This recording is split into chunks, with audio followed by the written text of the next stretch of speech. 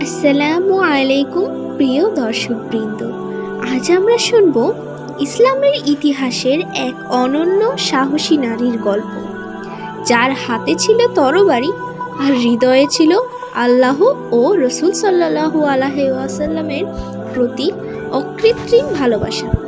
তিনি হলেন হযরত উম্মে আমারা রাদিয়াল্লাহু তাআলা আনহা।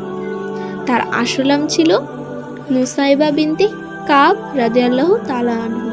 তিনি ছিলেন মদিনার এক সাহসী মুসলিম নারী এবং রাসূল সাল্লাল্লাহু আলাইহি ওয়াসাল্লামের একজন নিবেদিত সাহাবিয়া।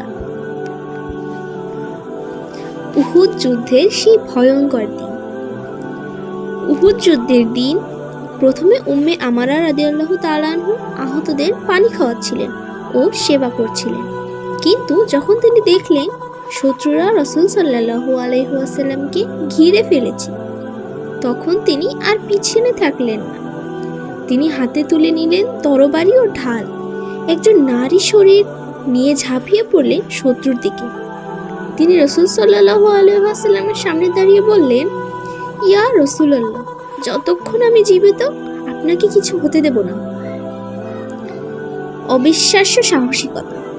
উম্মে আমারা রাদিয়াল্লাহু তাআলা আনহা সেই যুদ্ধে কমপক্ষে 12টি গুরুতর আঘাত পেয়েছিলেন। তার কাঁধে এমন গভীর ক্ষত হয়েছিল যে 1 বছরেও শুকায়নি। রাসূল সাল্লাল্লাহু আলাইহি ওয়াসাল্লাম বলেছেন, আজ উহুদের যুদ্ধে আমি যেদিকে তাকিয়েছি সেদিকেই উম্মে আমারাকে লড়াই করতে দেখেছি। এটা ছিল এক সাহসী নারীর সাহসিকতার। ছেলের শাহাদাত তবুও অটল ঈমান। তার ছেলে হাবিব রাদিয়াল্লাহু তাআলা আনহুকে মিথ্যাবাদী নবী মুসাইলামা হত্যা করে টুকরো টুকরো করে ফেলেন।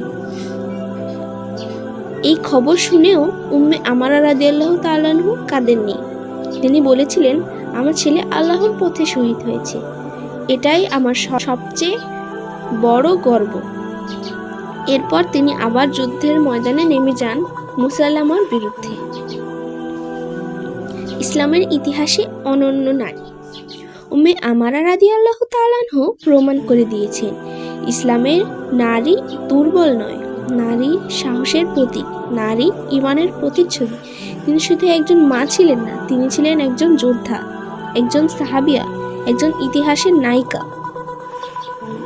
উপসংহার। প্রিয় দর্শকবৃন্দ, উম্মে আমারা রাদিয়াল্লাহু তাআলা আনহা আমাদের শেখান, ভয় নয়, সাহসী মুসলমানের পরিচয়।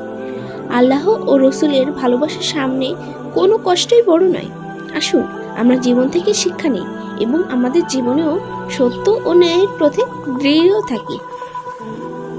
যদি ভিডিও ভালো লেগে থাকে তাহলে লাইক, কমেন্ট এবং শেয়ার করে রাখবেন এবং ইসলামিক ইতিহাস জানতে আমাদের চ্যানেলটি সাবস্ক্রাইব করবেন। আল্লাহ হাফেজ।